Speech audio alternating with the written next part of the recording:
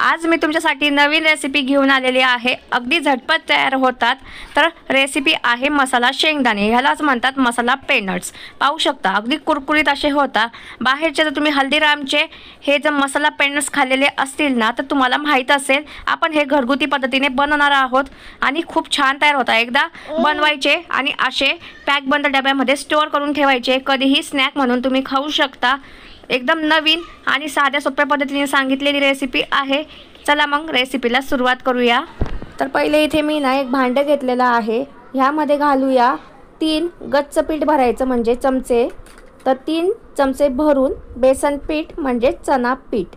आता आहे ना हे आपल्याला कुरकुरीत करायचे, यासाठी ह्यामध्ये घालायचं 2 चमचे तांदळाचे पीठ। तांदळाचे पीठ नसेल तर कॉर्नफ्लॉवर म्हणजेच मक्याचे पीठ घालू शकता, नसेल तर स्किप देखील करू शकता। त्यानंतर 1 चमचा लाल तिखट घालायचं, अर्धा चमचा यामध्ये मीठ घालायचं। मीठ थोडं कमी घालायचं कारण नंतर देखील आपण यामध्ये मीठ घालणार आहोत। त्यानंतर 1 वाटी शेंगदाणे घातले आणि 2 चमचे आलं लसूण पेस्ट घातली। तयार नव्हती त्यामुळे बाहेरून आणली होती तीच घातली। त्यानंतर आता लिंबू घ्यायचे, अर्धा लिंबू घेतलाय मी इथे, ह्यावर पिळून घ्यायचं। तुम्ही जर जास्त लिंबू घातलं तरी चालेल, मी अर्धा वापरला आहे, तुम्ही 1 किंवा 1.5 लिंबू इथे वापरू शकता। तर जेवढा तुम्ही लिंबू यामध्ये जास्त घालाल तेवढी याची टेस्ट खूप छान लागेल। त्यानंतर सर्व जिन्नस घातलेले हे शेंगदाण्याला छान प्रकारे लावून घ्यायचे, म्हणजे असं मिक्स करून घ्यायचं। सर्व शेंगदाण्याला छान प्रकारे पीठ लागलं पाहिजे। त्यानंतर आता आपल्याला घ्यायचं आहे पाणी। तर पाण्याचे यावर आपल्याला द्यायचे शिपके, एकदम पाणी घालायचं नाही, एक अंदाज घेत आपल्याला ह्यामध्ये पाणी घालायचं, कारण आपल्याला ह्याला कोटिंग तयार झाली पाहिजे इतपतच यामध्ये पाणी घालायचं। तुम्ही व्हिडिओमध्ये पाहू शकता एकदम अंदाज घेत मी यामध्ये पाणी घालते आणि मिक्स करून घेते। तर एकदम यामध्ये भसकन असं पाणी ओतू नका, नाहीतर मग हे एकदम जे आहे मिश्रण ते पातळ होऊन जाईल आणि ह्याला कोटिंग तयार होणार नाही। इथे तुम्ही पाहू शकता शेंगदाण्याला कोटिंग बसेल इतपत यामध्ये पाणी घातलेलं आहे आणि हे मसाला शेंगदाणे बनवण्यासाठी आपल्याला असंच मिश्रण हवं आहे। तोपर्यंत मी एकीकडे तेल गरम करण्यासाठी ठेवलेलं होतं। तेलामध्ये 2 पाण्याचे थेंब घालायचे, तडतड असा आवाज येतो म्हणजे आपलं तेल चांगलं गरम झालेलं आहे असं समजायचं।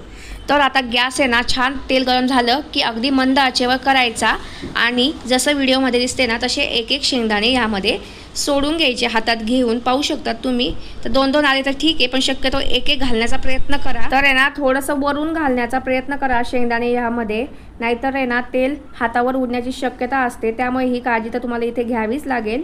तर इथे पहा जेवढे बसेल तेवढे मी शेंगदाणे ह्यामध्ये सोडून घेतले। तर पहिले ना तेल तापलेलं आहे त्याच्यामुळे ना मी कमी शेंगदाणे ह्यामध्ये सोडून घेतले।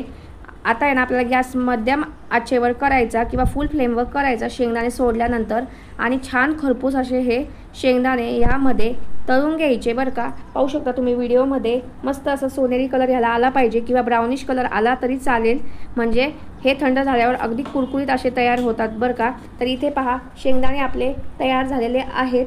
आता हे काढून घेऊयात। तर व्हिडिओ अजून संपलेला नाही आहे, कुठेही व्हिडिओ स्किप करू नका। तर अजून एक आपण बॅच तळून पाहूया अशा प्रकारेच। तर पहिल्या बॅचपेक्षा आपण थोडेसे यामध्ये जास्त शेंगदाणे घालूयात। बाहेरचे केमिकलयुक्त पदार्थ खाण्यापेक्षा घरी असं बनवलं की भरपूर असं होतं आणि आपण कधीही सर्व करू शकतो, मनात येईल तेव्हा खाऊ शकतो।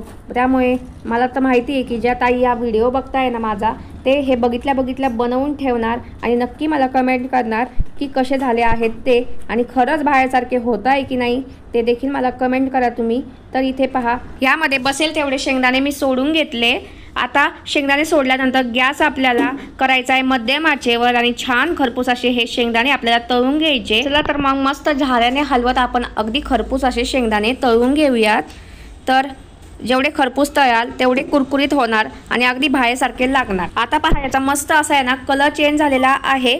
आता हे काढून घेऊयात आपण बरं का, मस्तपैकी काढून घ्यायचं आणि तेल अजिबात पीत नाही बरं का, हे एकदम कमी तेलात तयार होतं आणि शेवटी खूप जास्त तेल उडतं, म्हणजे जेवढं आहे ते अगदी कमी तेल हे घेतं बरं का, खूप कमी तेलात तयार होतं। त्यामुळे ही रेसिपी करायला काहीच हरकत नाही असं मला तरी वाटतं। पाहू शकता अगदी ब्राउनिश कलरवर आपण हे तळून घेतले। आता हे काढून घेऊयात, शक्यतो जाळी वगैरेवर काढायचे म्हणजे हे लवकर थंड होतात। इथे पहा तर सर्व आता मी ना इथे मसाला शेंगदाणे आपले तयार झालेले आहेत, पाहू शकता। आता काय करायचं पहा, एक शेंगदाणा मी तुम्हाला तोडून देखील दाखवणार आहे यातला। पाहू शकता किती कुरकुरीत शेंगदाणा आपला झालेला आहे। आता अजून पण व्हिडिओ संपलेला नाही आहे, तर पुढं काय करायचं ते पहा।